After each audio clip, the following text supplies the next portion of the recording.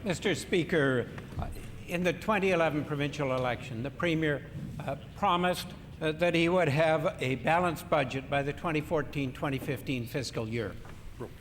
With yet another broken promise.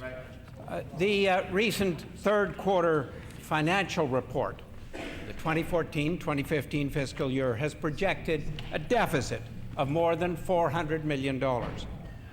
And we hear the latest finance minister of the day pushing the time for a balanced budget even further into the future. Will the Premier now explain to Manitobans why he broke his 2011 election promise by hundreds of millions of dollars? Speaker, I appreciate the question from the member from River Heights, because it allows me to explain to him again that we have taken a balanced approach to growing the economy. We have taken a balanced approach to investing in infrastructure. The member will recall the report that came in.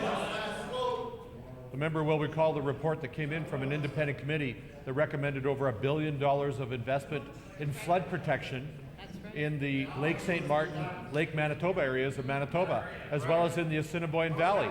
Those are big commitments. We are moving forward on those commitments to protect communities. There is no economy for a community that's underwater, Mr. Speaker. We make those decisions based on the vital interests of Manitobans. And the public interest demands that we invest in those flood protection projects, as well as other projects which will grow the economy. We did it for the City of Winnipeg, Mr. Speaker. We've invested over $1 billion in the Red River Valley and the floodway that goes around the City of Winnipeg. That has avoided costs. Of at least 14 to 15 times more than that. Every dollar invested has saved $14 to $15, Mr. Speaker. Those are good investments for a safer, more prosperous Manitoba. Mr. Speaker, 4 years after the flood, the people of Lake St. Martin still are not home. Nope.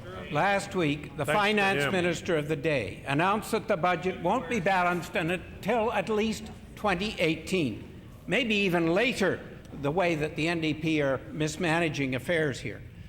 Today's NDP government is continuing to increase Manitoba's debt, leaving it to our children and our grandchildren to solve the problem that the Premier is creating as a result of changing and ignoring our laws on balancing the budget. I ask the Premier, is he now also planning to change the balanced budget legislation yet again, or will he continue ignoring it? Mr. Speaker, we will carefully consult Manitobans, just like other governments have done. We will carefully consult them about the necessary changes that need to be made in order to ensure Manitoba continues to prosper, Mr. Speaker. I point out to the member opposite that we set aside $100 million in 2 budgets ago for helping people return home, to partner with the federal government to rebuild entire communities that have been flooded many times. No other government has made that commitment. We're pleased to work with the federal government to rebuild communities like Lake St. Martin, like Dauphin River, like Penanutang, Mr. Speaker.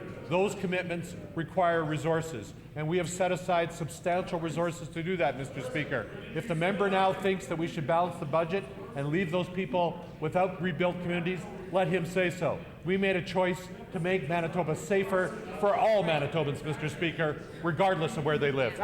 No answer on changing the legislation. Mr. Speaker, the financial mismanagement by today's NDP continues unabated. The third quarter financial report projects that once again the government will not meet its expenditure targets for 2014-2015, but instead will have spent $177 million more than budgeted. Yep. I asked the Premier if in continually spending more than budgeted, is he following the NDP mantra stated by the then finance minister in last budget speech, and I quote, "We know how to have a good time"? Well, Mr. Speaker, we're committed to making sure that we reduce the deficit while we grow the economy, create more jobs for Manitobans, make sure Manitoba remains an affordable place to live, make sure that we have the essential services they need, from home care to hospital services, Mr. Speaker. And I point out to the member opposite, our cost of servicing the debt is 5.6 cents on the dollar. It's less than half of when we came into office, when it was 13.2 cents on the dollar, Mr. Speaker. We are making progress. Our investments are sustainable, Mr. Speaker. They are growing the economy, and they are allowing Manitobans to have a high-quality place to live and work here in the province of Manitoba.